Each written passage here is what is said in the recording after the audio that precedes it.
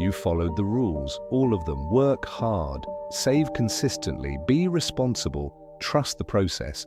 And at some point you realized the results no longer matched the rules, not dramatically, just enough to make you wonder if everyone else is playing a slightly different game, one nobody told you about. You remember when the instructions were clear: study hard, get the degree, find a stable job, keep it, show up early, stay late. Be the kind of person people can rely on. Save what you can, don't overspend, build slowly, be patient. These were not suggestions, these were the rules. You heard them from people you trusted, parents, teachers, older colleagues, people who had lived by those same rules and seemed to have arrived somewhere. So you followed them, not because you were told to, because they made sense, because they had evidence behind them, because every piece of advice you received pointed in the same direction. Work, save, wait, it will add up. And for a while it seemed like it was adding up. Small raises, small promotions, a savings account that grew slowly, a routine that felt responsible, a life that looked from the outside exactly like it was supposed to look. You were following the map. You were doing it right. You knew this because you were doing exactly what the map said to do. Then something started to feel off. Not broken, not collapsed, just slightly misaligned. The kind of feeling you notice but don't say out loud, because saying it out loud would require explaining it. And you couldn't quite explain it. You were still following the rules. The rules still felt responsible. But the distance between where the rules said you'd be and where you actually were kept growing, quietly, without announcement. You thought it was you. That was the reasonable conclusion. The rules were solid, so if the results weren't matching, the problem had to be the person applying them. You weren't disciplined enough, you weren't patient enough, you weren't working hard enough. You needed to optimize something. You needed to try harder. You needed to stay more consistent. You started adjusting yourself to close a gap you couldn't fully see. Maybe you started waking up earlier. Maybe you tracked your spending more carefully. Maybe you took on extra work. Maybe you told yourself that you just needed a few more years, that you were almost there, that the rules were still right, and you just needed to apply them better. You didn't question the map. You questioned the driver. And this is the part that almost no one talks about. Because questioning yourself is familiar. It is the responsible thing to do. You've been trained your whole life to look inward when things don't work, to examine your effort, to examine your discipline, to examine your consistency. Looking at yourself when things go wrong feels like taking responsibility. It feels like maturity. It feels correct, which is exactly why it is so easy to keep doing it long after it stops being useful. Here is what was actually happening. The environment changed, not dramatically, not all at once, gradually. The conditions that made those rules effective shifted underneath them. The rules stayed the same. The world they were designed for, quietly, became a different world. And because the rules still sounded right and still felt responsible and were still repeated by people who followed them successfully decades ago, no one told you to update the map. Think about what the rules assumed: that a degree would reliably open certain doors, that consistent work at one company would compound into something stable, that saving a percentage of your income would put you meaningfully ahead over time, that the milestones your parents reached at certain ages would be available to you at roughly the same ages, that patience would be rewarded in the ways patience was historically rewarded. These were not empty promises, they were accurate descriptions of how a particular system worked, at a particular time, under particular conditions. The rules were a map of a terrain that existed when the map was drawn. What no one mentioned was that the terrain had been regraded, not demolished, not replaced, just altered enough that the old map no longer gets you to the same places by the same routes. The roads look familiar. Some of them go somewhere. Some of them now end quietly at walls that weren't there before. And if you've been following the map carefully, you don't immediately know whether you're almost there or whether you're heading toward one of those walls. You just know that the journey is taking longer than expected and that something feels different than the map suggested it would feel. This is where the distrust begins. Not distrust of any person, not distrust of any institution. something more interior than that. The distrust of your own compass because you followed the rule, and you still feel like you might be doing something wrong. So you start to wonder whether you ever understood the rules correctly, whether you missed something obvious, whether there was a version of the map that everyone else somehow received and you didn't. The feeling is not anger, it is quieter than anger. It is the specific unease of following directions carefully and arriving somewhere you didn't recognize.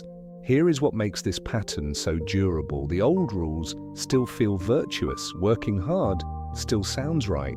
Saving consistently still sounds right. Being patient still sounds right. None of these things are wrong, but they were designed in a context that assumed certain things that are no longer guaranteed. They assumed that effort would translate into stability at roughly the pace it once did. They assumed that the milestones your parents used to orient themselves would still be reachable by roughly the same paths. They assumed that doing the responsible things would produce the feelings responsible things were supposed to produce: security, progress, arrival, not immediately, but eventually. The rules didn't expire, they just stopped mapping onto a terrain that kept shifting. So here is what you are left with: instructions that still sound correct, results that no longer fully confirm them, a gap you keep trying to close by working harder instead of by examining the map, a creeping sense that something you cannot name has changed. Not a conspiracy, not a betrayal, just drift. The quiet, accumulating drift between how a system was supposed to work and how it actually works now. You notice it in specific moments. The moment you realize that the salary milestone your parents mentioned doesn't feel the way they said it would feel. Not because you didn't reach it, because the number and the feeling stopped belonging to the same equation. You reached the number. The feeling belongs to a different era. You notice it in the career conversations that used to feel stable and now feel like negotiation. The language around job security has changed just enough that the old certainties no longer sound quite right. But nobody formally announced that. Nobody said, the terms of this arrangement have been quietly revised. You just gradually noticed that conversations about the future had a different texture than before, that the confidence other people once had when describing how things work was no longer quite as confident, and you couldn't tell if that was wisdom or erosion. You notice it when you look at the sequence of steps you were given for building stability and realize that the sequence still sounds logical, but the timeline keeps extending. Each step is further away than the map suggested, not impossibly far, just quietly, consistently further than estimated. Far enough that you wonder whether you are slow or whether the distance has simply grown. You notice it in the way certain conversations go sideways. Someone from an older generation describes how things worked for them. The timeline, the costs, the trajectory. They're not exaggerating. They're not trying to dismiss you. They're describing something real that they lived, but the numbers don't translate. The timeline doesn't map. And when you try to explain why their experience doesn't quite fit yours, the conversation becomes strange, because you can't point to a single thing that changed. You can only gesture at an accumulation of small shifts that together amount to something you can feel, but cannot easily name. Here is what is hard about that. When you can't name a thing, you can't explain it. And when you can't explain it, other people's rules still sound correct. And when other people's rules still sound correct, the most available conclusion is that you must be applying them wrong. So you try harder, you optimize more, you become more patient, you extend the timeline again, you close off the question before it gets fully formed. This is the mechanism. The rules produced the sensation of correctness. The sensation of correctness prevented examination of the rules. The gap between instruction and result kept widening. And in the absence of explanation, the most available conclusion was, I must be doing something wrong, because the alternative, that the rules themselves no longer map accurately onto the terrain, that alternative requires dismantling something that still feels responsible. And dismantling something that feels responsible is almost impossible when responsibility is the thing you were taught to protect. So you don't question the rules, you question your execution of them. And the rules survive, intact, unchallenged, feeling correct, while the gap quietly grows. Think about what that costs, not in any financial sense, in something harder to measure. Every time you adjusted your effort to close a gap that wasn't about your effort, you spent something: energy, time, confidence, the slow subtraction of trust in your own judgment. Because if the problem is always you, and you keep fixing yourself and the gap keeps growing, eventually the explanation becomes, I am fundamentally not good at this, not behind, not delayed, fundamentally not made for it. And that conclusion, once it takes hold, is very difficult to examine because it feels like honesty. It feels like finally seeing yourself clearly, when what it actually is the accumulated cost of questioning yourself instead of questioning the map. Here is a different way to see it. You are not behind. You are navigating a terrain with a map drawn for a different terrain. The map was accurate, the terrain shifted, the map did not. And the gap between them was never announced, was never acknowledged, was never formally handed to you with a note that said, some of what you were taught no longer produces what it once produced. The rules arrived with full confidence. The revisions never came.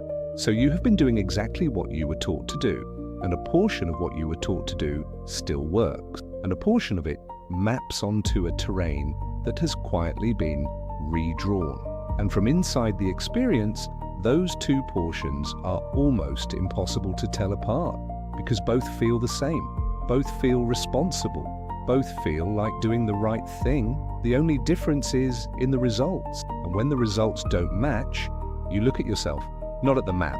That is the pattern. This is the part that is hardest to hold. You are not failing.